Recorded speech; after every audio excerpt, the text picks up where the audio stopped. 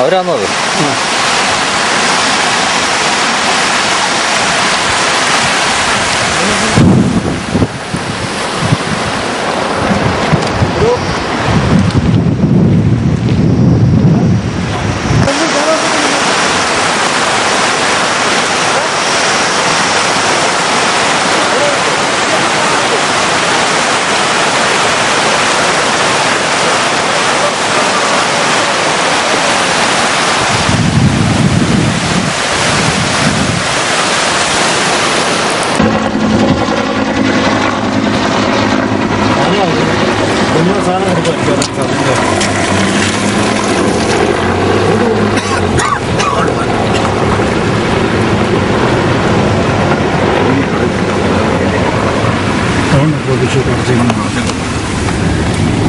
സാധനം കാണത്തില്ല. നമുക്ക് ഒരു ദിവസം തൂത്തുവാരിക്കൊണ്ട് പോയി കാണാം.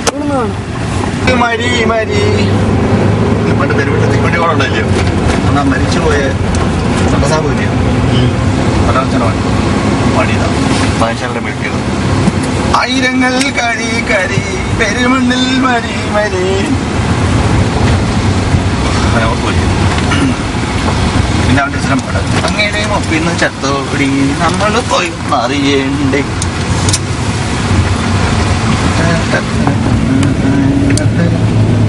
ഭയങ്കര മിടുക്കനായിരുന്നില്ല, ജീനിയസ് ആയിരുന്നില്ല.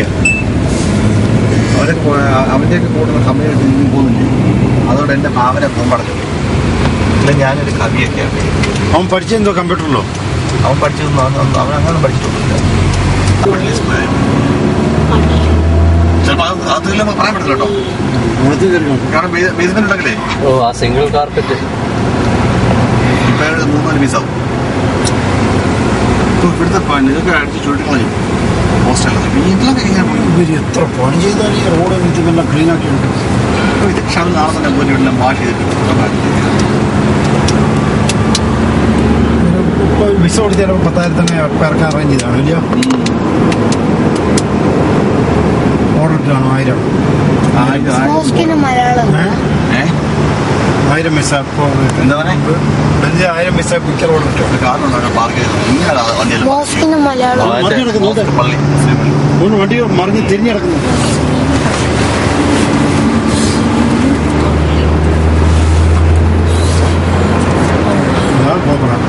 സ്റ്റാർട്ടാവുക ഇന്ത്യൻ സ്കൂളിൻ്റെ അടുത്ത്.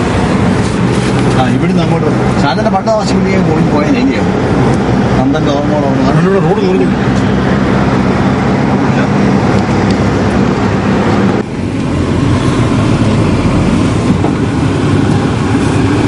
ഈ ബിൽഡിംഗ് അതേപോലെ പിഴുത് വേണമെന്ന്. ഇവിടെ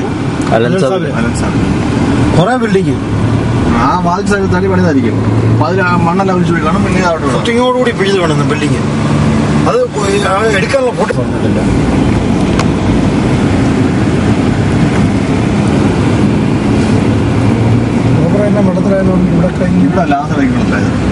ഇന്ത്യൻ സ്കൂളിന്റെ സൈഡാ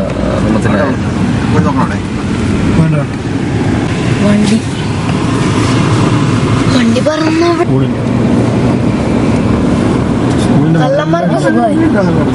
കള്ളന്മാർക്ക് സുഖമായി. ഓ, അവിടത്തെ എപ്പോഴും വെള്ളമാണ്.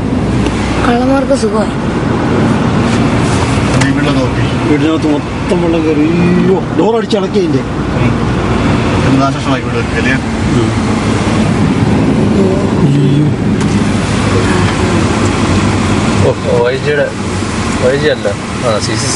അവിടെ നാശിച്ചിട്ടുണ്ട്. ഇതാണ് കാണിച്ച ടി വി കാണിച്ച ഏഷ്യാനെറ്റ് എടുത്ത് കാണിച്ചു. വീട്ടിലെ സാധനം അത് ചെയ്യുന്നുണ്ടോ?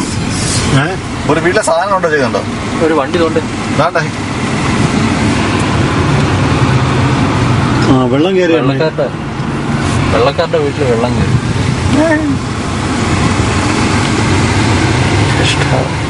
അതെന്തോ അറിയാമോ, മുമ്പോട്ടുള്ള കാർ തിരിച്ചത് കാർ പാർക്കിംഗ് തിരിച്ച് ഏഷ്യാനെറ്റിയാണ് നമ്മളിത് വന്ന ഭയങ്കര കാര്യമായത് കാണാൻ. ബിൽഡിംഗ് മറച്ചോ ഈ ബിൽഡിങ്ങിനകത്തല്ല ഇപ്പോഴും വെള്ളമാണ്.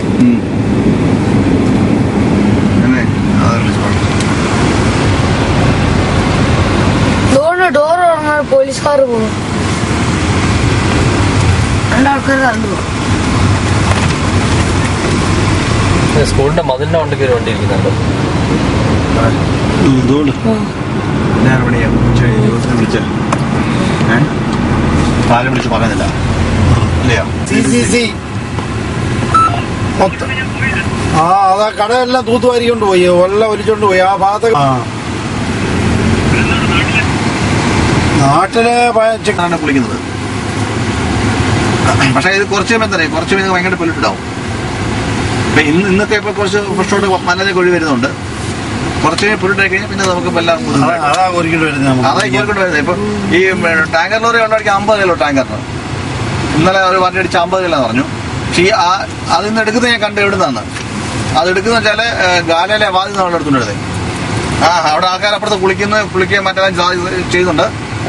അവിടെ തന്നെ വെള്ളം ഇപ്പുറത്തെ ടാങ്കറിൽ നിന്ന് പിടിക്കുകയും ചെയ്യുന്നുണ്ട്. ആ വെള്ളം ഞായറാഴ്ച തിങ്കളാവാൻ സാധ്യതയുണ്ട്. മിക്കാതെ ഇനി കൂട്ടാൻ ചാൻസ് ഉണ്ട്. കാരണം ഇവിടെ റോഡ് ശരിയാവാതെ ഒന്നും ചെയ്യാൻ പറ്റത്തില്ലല്ലോ.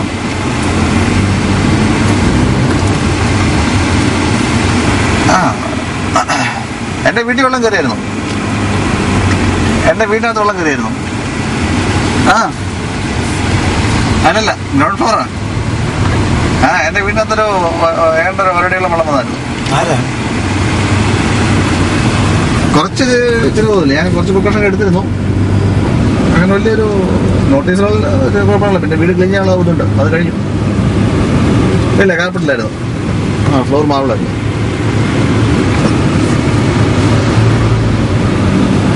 ക്ലീൻ ചെയ്തെടുത്തു. ഞങ്ങള് വേണമെന്ന് സാധിച്ചു ക്ലീൻ ചെയ്തെടുത്തു. ആംബുലൻസ്